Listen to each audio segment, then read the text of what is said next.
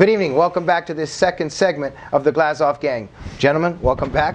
And we left on a curious, perplexing note. I'm not sure if our viewers understand, but may I ask you to all sit like Obama? Yeah, I understand that Obama was grabbing himself.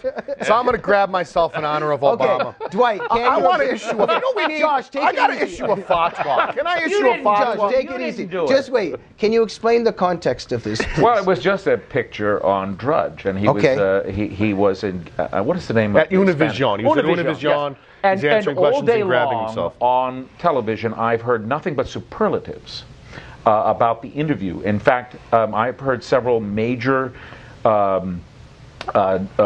news individuals say it was the best interview that is the only time he's been asked hard questions. Okay, Buddy was sitting like that during the interview. He was sitting like that with his hand between his legs, holding on to something. Okay. Although now, I couldn't see that. Okay. Well, maybe? what This might be his best decision yet. He's been in office for 3 years. What is the significance here? The way he was sitting, or the lack of media reaction? Well, the total lack of media reaction. There is. And let me What's say, the significance? Everything he does is wonderful. Right. There is no media reaction. He was afraid that he was going to lose something. You know, hey, wait a minute. Speaking of shameful things, I had a moment. You know, Noni always talks about the Islamic world and shame and fear. Hold on, I'm dovetailing from shame here. Okay. Here's a question. After 9/11, I said to myself, and people said that they thought it was very offensive, I believe that the Islamic world needs to be dragged kicking and screaming into the 20th century. Yeah. People were offended that I said this. I'm not talking about American Muslims they're Americans. I don't care. You know who I'm talking about. So, when is that end of the world? When is that civilization going to begin to feel shame over cartoon riots? Okay, just a second. When does the shame come from the cartoon? No, I agree 100%. Their but shame. how are you tying this into how Obama was sitting? Well, his posture was shameful. Dwight and my and Leon's posture is shameful, grabbing ourselves like this. Right. When are they going to be ashamed? Right. When is the Islamic world going to be ashamed? But if Romney was sitting like that, the media probably... But they would pounce off. Of course, they would say he's grabbing Leon, himself. what do you think about the way Dwight and Josh imitated the posturing? I don't care. You don't care? Actually, What's your view you of this? guys. I totally disagree with you about need to bring Arabs to the 20th or 21st century because they need to grow themselves. Maybe it will take 200 years, 3,000 years, 15, never, whatever. So you disagree with the dragging them to, or let them bring themselves? They crawl to? They should crawl to. Whatever they do, it's their it's their decision. Okay, gentlemen. That's a good point, though. Gentlemen. Wait a minute. Leon made a good point, Jamie. Hold on. If we stand strong for freedom of speech, they have to crawl our way. If we're weak on freedom of speech, then they're not going to get it. Right. And and our administration is not doing that. The persecution of a filmmaker. The other day I saw a very scary picture or video or whatever you want to call it on the TV. The police came and arrested supposedly this filmmaker that this whole thing is about, or allegedly is about. And this is really frightening. Yes. And they took him out of the house. The whole media showed where he lives. The people had to leave the house now. I think that our society and our leadership should have done the opposite. In terms of, apparently there was a problem with his bail or something. It's a low moment. But this is horrible, even symbolically, that a filmmaker was arrested or dragged away out of his house by the police. Our society and our leadership and law enforcement should have been coming to his defense and protecting his anonymity and safety. Listen, look, it's all a charade. It's all a lie. It's a fraud. It's a theatrical event. Think about this. The chairman of the Joint Chiefs of Staff, Dempsey, called a pastor, Terry Jones, who had been accused of being involved with this, in a rumor. He wasn't involved. And the man who's the head of the United States military called a civilian to tell him to stop doing what he was doing, and he wasn't doing it because none of the information that is being used at this moment by this administration is the truth. It's all a fraud, completely and totally. And that poor man, that is a criminal act by the President of the United States and by which act Hillary in particular? Clinton. To drag him and accusing him in front of cameras with police, to have police come and take him out of his house. Are we sure that it was the Obama administration responsible for Yes, because they're the ones who are behind the story. They're the ones who have said it's the film. You know what else, Dwight? Even if it's the state police or the county police, you know that CARE and other brotherhood organizations are running sensitivity trainings for our cops. This isn't good on a whole bunch of levels. We're trying to please the censors. If the information at the beginning, which we now know what this is all about, if the administration had been open, nothing would have been said about this film. Right, and what that basically showed was, please don't be angry. We will carry out your blasphemy laws. Right, we will carry out your blasphemy laws. It is more than that.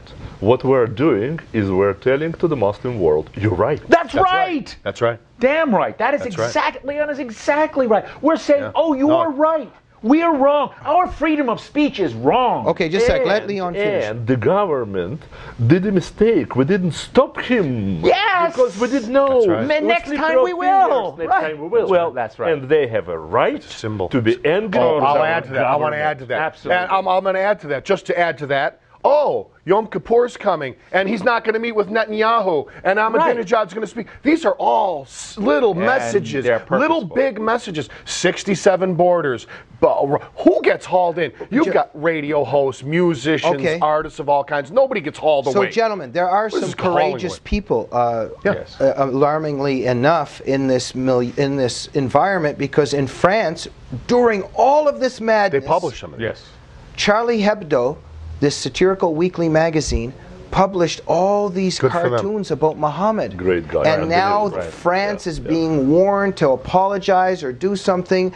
And France is closing its embassies on Friday. But what do you make of this, of the courage of this magazine during this particular time? Dwight?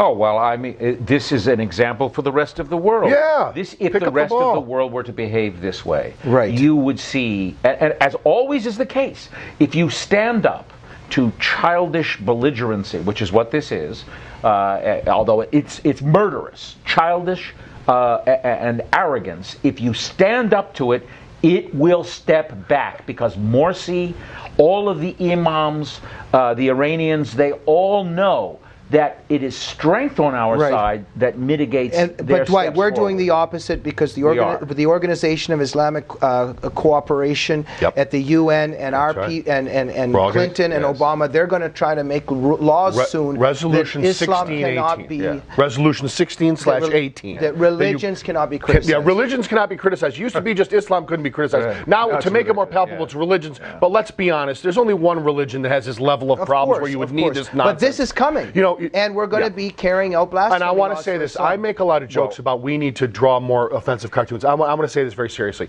LA Times, all these newspapers, New York Times, publish some galleries. Publish some galleries of all the Jewish cartoons that they create in the Muslim world. And then put the one of Muhammad right next to it. And every day, publish more and more offensive material. And throw it right in their face. 1 second, Leon, I see wisdom in Leon's eyes. Leon, you've been quiet for a while. It was a reflection of light, not wisdom. Oh, okay. A quick comment from you before we move on to a few other issues. Terrible. We're making terrible mistakes. The French guy is one of the most courageous people on the planet, I think, because he knows that it will come after him, and he does it anyhow. And it should be what the leader of the free world is doing. It should be every person in the free world would do it. And I want to just say this, because this was a great story today. You know, Hillary Clinton went to see the Book of Mormon, this very sacrilegious musical. That's and she loved it and applauded and laughed. Any Mormons riding? Has anybody been arrested? Are there any Mormons rioting? Are they rioting? No. Because they're so. What an incredible double standard. Oh, it's such a double quadruple standard. But Dwight, but they're afraid. There's a bit of a mystery what the piece of paper is in your hands. Can you share it with us? Yes. This goes back to the last segment, however. Okay. I go back and I read speeches, and I like to remember and go back and reread things that have been said. This was a speech given at Georgetown University by Bill Clinton. Okay. And this is very apropos. He says, the New Republic has a story saying that a prominent activist is now in trouble with the White House, which would have been George Bush's White House, because he kept bringing Muslims into the White House who actually supported terrorist networks. This debate is going on everywhere, all over the world. We've got to flesh this out. We've got to quit pretending like this is not going on. His own wife is involved today. This was 10 years ago. Just a sec, explain the context here exactly. Well, he's basically saying that, yes, we are being subverted by Muslims. Clinton is warning this. Yes, right? he's warning. We've got to smoke this stuff out. And yet, now, today, what he was criticizing his own wife is facilitating. Yes, right, he would not criticize What do his you own think wife. of this, Leon?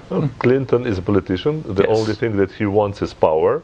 And I believe that he will sell whatever it is, including his mom, in order to be back in the White House. You think he's a complete opportunist, therefore? He's Oh, not absolutely. So he's not politically motivated. He doesn't have real. He doesn't have. No, I mean he doesn't have real political principles. I think that he has certain principles that.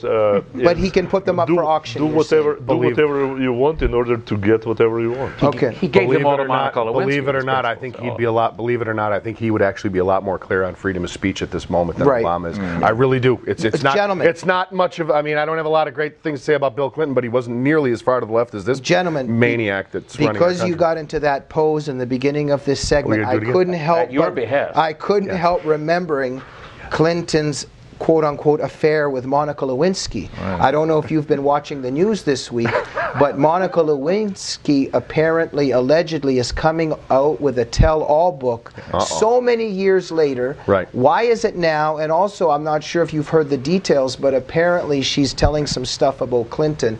Does all of this matter? What is your view of it, Josh? I think this doesn't, to me, I don't think it matters at all at this point. Why is I don't see why it's this? relevant. Why is she doing it? I don't know. Maybe she's got a good, 12 million. She's got a good book deal. What are some of the things why not? And you know saying? what else? I'm going to say something with regard to Josh, that what are person. some of I'll the tell you things what. she's saying? Forgive. I'm not familiar, but I'll say this: forgive her, because the position she was in as a young woman, I don't think it was entirely her fault. And you know what? If she can make $12 million after what's happened to her name, let her go make $12 million. Leon, what are some of the things apparently that she's going to say about Clinton? I think that only what she didn't say yet, because she participated in so many interviews and participated in writing a book. I don't remember how it was called.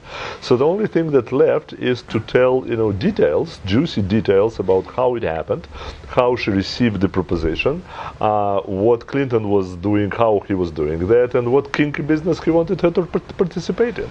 That would be probably interesting. Dwight? I don't have any interest at all. I'm serious. I don't.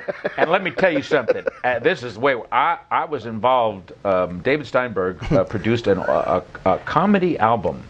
It was about Lewinsky, and it was about Bill Clinton. And it was right after, it was during his administration, in fact, towards the end, produced by Warner Brothers, and it was killed because it was so critical of Bill Clinton. But I find but look, there's also double standards again. The media is not on this at all. No. But forgive me, I could have sworn I read in the news last night that part of it is that apparently Clinton was obsessed with threesomes. Am I correct that this was in the news? Jamie, if you are correct about that, there was a poll that just came out today. I don't know if you heard about it. 99% of all American guys said that they agreed with Bill Clinton about that. Are any of you shocked? Are you shocked at this particular thing? I'm shocked at you for pressing us on this subject. Okay, but an incredible double standard in the media for sure. Yeah. Before we move on to our final comments, Dwight, can you do an imitation of when Clinton said, "I never had sex with that woman"? No, I'm not going to do this. This is not what this is for. I'm not doing this. You got to pay him scale for that. I'm sorry. Well, you're a great impressionist. I have some standards. How about the Alu? He's the last man in Hollywood with standards. What did he say? Whoa. How about the Akbar imitation? Huh? I did that the last time. You don't repeat yourself. Okay. Good heavens. Gentlemen, with the last few remaining minutes, let us try to get serious here for a moment in terms of this whole issue of potentially releasing the blind sheikh, arresting this filmmaker, all of this carrying out of Sharia blasphemy laws. What is on your mind as we look into the future, and what is of most concern to you? Let's start with you, Josh. Who is going to bring clarity to the issue of the Muslim Brotherhood's influence? Who will bring clarity, and will it come soon? That's what's on my mind. I don't know if it comes, which politician it comes from, or what trend begins. Who will bring clarity regarding the Brotherhood? We have to have it now. Leon. I love America. You guys were born here. You're in Canada, but still. I came here, I made my choice. I loved the principles that America was built upon. I do not want this country to be fundamentally changed. I do not want the world, because of that, to be fundamentally changed, because I think that America is a garant of at least glimpse of hope that we will survive the new era. Dwight? I am very, very fearful of nuclear conflagration, started by terrorists. I think that the Haqqani network from Pakistan gave all this, basically the blueprints everywhere. The fact that the Iranians for 10 years have been able to put the world off on doing something. And when Bibi Netanyahu came out and said, wait for what? When? To be put against the wall.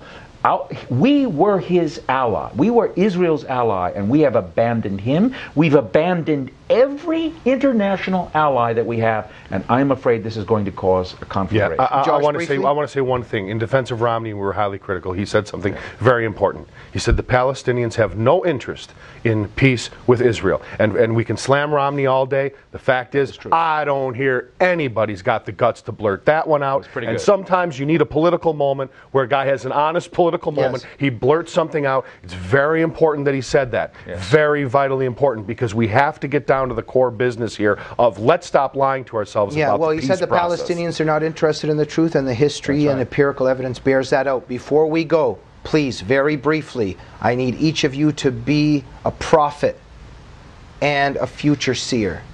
Who will win the 2012 election, and will Israel strike Iran before the election?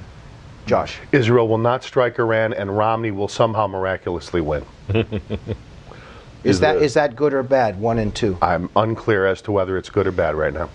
I know it's good if Romney gets in. Wait, is it okay? So it's good if Romney gets in, which you say he will. I'm not happy with the idea of Israel nuking Iran or bombing Iran. I hope they do. I hope they do. I hope they do. But you know what? I don't want to see. It's not going to be 500 Jews dead. Okay, it's going to be like 50,000 dead Jews. Okay, Leon, and I don't want to see it. Leon, your prediction. I don't want to see it.